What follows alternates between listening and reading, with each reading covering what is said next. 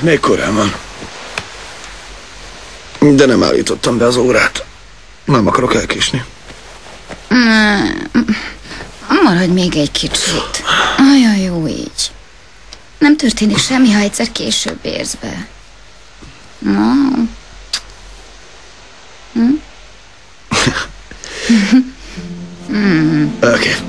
Oké. Meggyőztél.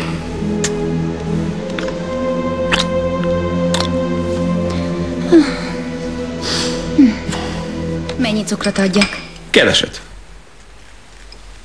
Mennyi dzsemet kenjek rá? Sokat. Ti már felöltöztetek?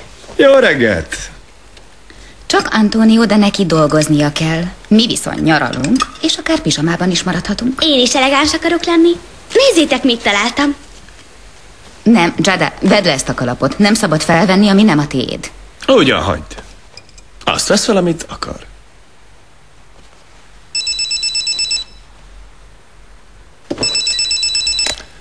Halló? Órádi doktor, sürgős esetünk van. Egy lány leesett a lóról, koponyasérülése van. Mikor vitték be? Körülbelül 20 perce. Készítsék elő, indulok. Kicsit tovább tart az út a szokásosnál. Rendben?